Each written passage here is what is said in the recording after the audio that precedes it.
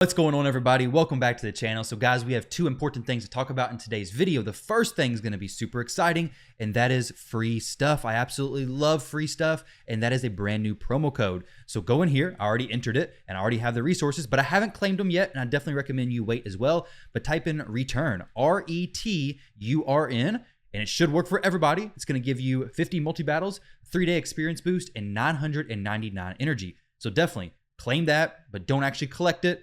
Get it, keep it in your inbox for 6 days, and then claim it when you most need it during the fusion. Speaking of fusion, today we're going to talk about the free-to-play / efficiency guide for the Walking Tomb Dreng fusion that is going on right now. So this picture right here, I'm going to leave it in the Discord channel. I'm going to make a new channel, I do believe, for this, so you guys can check it out. I'm also going to leave a screenshot of this notepad, which is basically a loose overview of what I plan to do each day. Let me add the TH here and up here because this kind of just looks weird, to be honest. So basically, this is just my day-to-day activities that I plan to do, especially if I was trying to be efficient. Now, this summon, this fragment fusion, they're typically easier than the classic fusions, but with this, you do have to keep in mind, if you don't plan on summoning, which is honestly the biggest roadblock for most players, if you don't plan on summoning, you're going to have to either get top place, which is usually 5 extra fragments in 4 different events, so 5, 10, 15, 20 to go ahead and get the extra 20 fragments from this, or you can finish the champion chase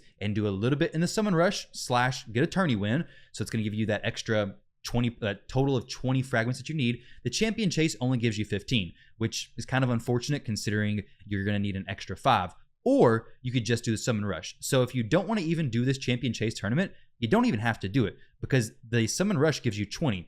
So as long as you do everything else and you do the summon rush, you don't have to do the first champion chase. So that's something interesting, especially if you want to pull during a 10x event.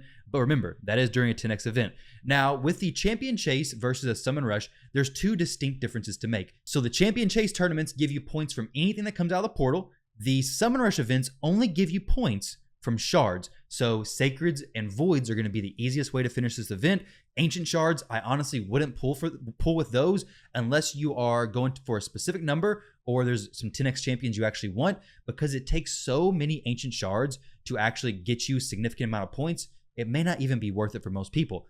The free-to-play way is to save a lot of mystery shards, pull all your mystery shards, because mystery shards are 1 point per shard, and while it may give you carpal tunnel, it will help you finish the summoning event, which may be worth it. I don't know. Carpal tunnel for Walking Tomb Dreng. That's for you to decide, not for me to decide for you. But the rest of the event here is how it breaks down. So this is my day-to-day plan. So the 7th and 8th is basically going to be farming silver from the campaign while leveling champions. There is a dragon tournament going on, but it doesn't overlap with anything. So unless you have a solo dragon farmer, you're not going to get benefits from anything else. So I would just save it until the 9th, which is when the Dungeon Diver event starts, and then you're going to be able to double dip or potentially even triple dip if you're also working on the champion training event. But that's my plan for the 7th and 8th. So July 9th is going to be finishing Dragon for top fragments, benefit from Dungeon Diver points as well. July 10th is going to be start upgrading gear and finishing the champion training event. Now, one thing to keep in mind is while these events show that they end on like Monday, July 11th,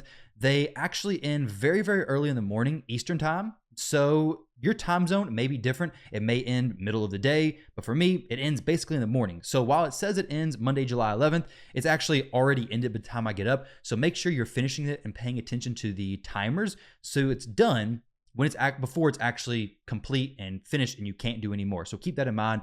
But July 11th is going to be Ice Golem in the top fragment and finishing the Dungeon Diver event. So July 11th is right here. So we start Ice Golem event, finishing the Dungeon Diver event. So you don't have to do all your Dungeon Diver event within these champion training and dragon tournaments. You can save some of it for Ice Golem as well. So now we move on to July 12th, which is finishing the Ice Golem event if you haven't already. Artifact enhancement, if any of those aren't done, go ahead and finish them. If you're already done with all that stuff, just start saving energy, because on the 12th, everything is kind of chilling out, especially if you're following the schedule. Everything's kind of chill, and then you kind of go into a reset on the 13th. Which is champion training and not a whole lot else. You have champion training and a little bit of dungeon divers on the 14th. So you can double dip with dungeon diver there. And then going into the 15th and 16th is going to be Fire Night for the top fragments and finishing the champion training work if you haven't finished it already, as well as artifact enhancement event, I guess just starting on the 15th and 16th. So keep in mind, like I said, dungeon diver event shows it ends Sunday, but it probably ends very, very early. Well, at least for me, it'll end very, very early on Sunday. So on the 17th, if you need some more summons from the summon rush, go ahead and summon if needed. On the 18th, you're going to be finishing the artifact enhancement event. And then July 19th is going to be spider farming as well as dungeon diver event. Pretty simple stuff.